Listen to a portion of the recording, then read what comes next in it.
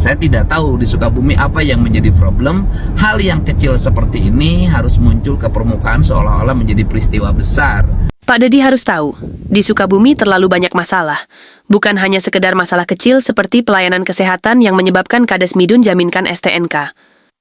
Coba Pak Gubernur lihat, dari mulai alih fungsi lahan hutan, seperti yang terjadi di hutan Taman Kota Palabuhan Ratu, yang merupakan kawasan hulu aliran Sungai Cipalabuan. Kawasan tersebut beralih fungsi jadi taman wisata, mirip Hibis Fantasi Puncak Bogor yang Bapak hancurkan itu. Kemudian pengerukan gunung dan penambangan liar lainnya yang tersebar di Kabupaten Sukabumi. Dan kesemuanya jadi faktor utama bencana hidrologi yang akhir-akhir ini sering melanda Sukabumi. Inilah kawasan hutan yang beralih fungsi, yang diresmikan oleh Pemda Sukabumi pada tahun 2024 lalu, di mana pengelolanya adalah mantan anggota DPRD Kabupaten Sukabumi. Dan inilah salah satu faktor utama penyebab bencana hidrologi di Pelabuhan Ratu beberapa waktu lalu. Hal ini pun dituturkan oleh salah satu aktivis di Pelabuhan Ratu.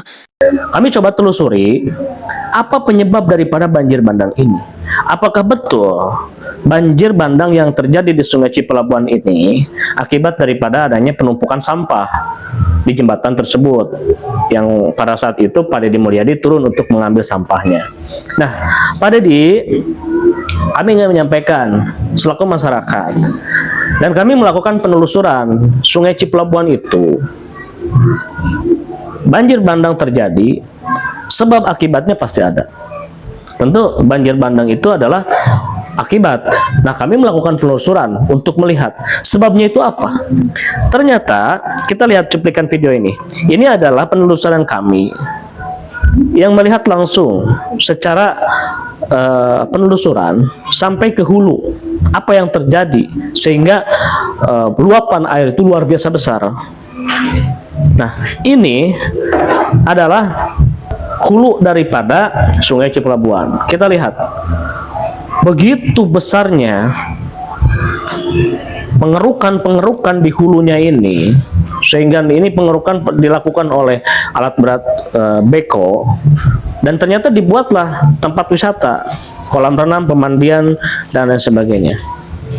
Nah, tentu dampak dari pekerjaan yang dilakukan dari di hulu sungai ini akan mengirim material-material batu, pasir, dan lain sebagainya, sehingga material yang dialirkan ke sungai tersebut itu mengakibatkan sungai menjadi dangkal. Sementara bobot air yang meskinya tertampung oleh sungai itu volumenya sangat besar, sehingga volume air sangat besar dan sungainya dangkal, akibatnya seperti itu. Kenalah tuh ke pemukiman warga, masyarakat terdampak banjir dan sebagainya. Kami juga mempertanyakan bagaimana Taman Hutan Kota ini, apakah ini ada izinnya atau tidak. Lalu pemerintah setempat juga ketika proyek ini dilakukan, ini bagaimana amdalnya? Analisis dampak lingkungan seperti apa? Sementara itu kan adanya di aliran sungai, kan, tempat wisata tersebut. Nah, tentu ini tidak terkonfirmasi kepada Pak Deddy Mulyadi, yang mana Pak Deddy waktu itu hanya melihat hilirnya saja adanya dampak, adanya penyumbatan sampah. Selain itu, Pemda juga seolah menutup mata dengan adanya eksploitasi alam secara liar, seperti yang terjadi di kawasan hutan tepat belakang Polres Sukabumi dan kantor DPRD.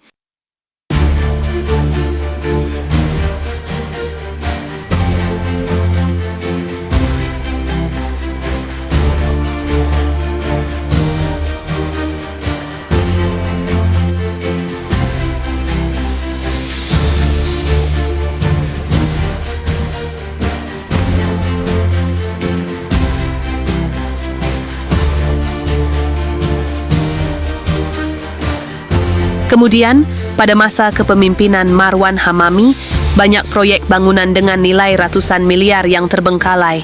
Bahkan mirip rumah hantu, seperti gedung perkantoran Pemkab senilai lebih kurang 170 miliar, dan kini jadi gedung tua, Geraha Kepemudaan senilai 11 miliar, IGD RSUD Palabuhan Ratu Sensi 11 miliar.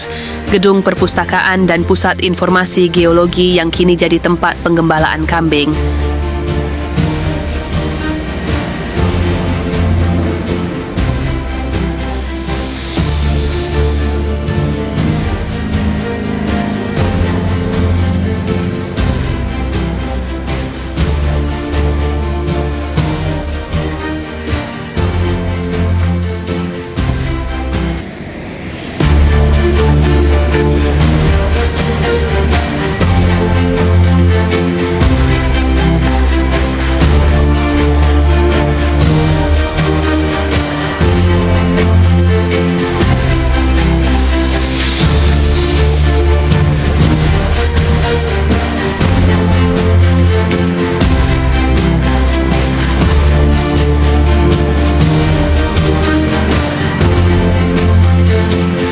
Selain itu, Dinas Lingkungan Hidup atau Dinas Kebersihan di Kabupaten Sukabumi dinilai tidak becus ngurus lingkungan.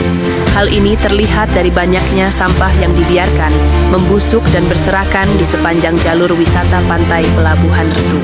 Alih-alih ngurus lingkungan belakangan malah muncul pemberitaan tentang adanya dugaan korupsi pengadaan truk sampah senilai 1,5 miliar rupiah. Sungguh miris sekali ketika Gubernur Jabar menggemborkan lembur diurus, kota ditata. Ini malah merusak lingkungan dan merusak tatanan. Bahkan di depan perkantoran-perkantoran tampak rumput ilalang yang tinggi bak gerbang masuk hutan rimba.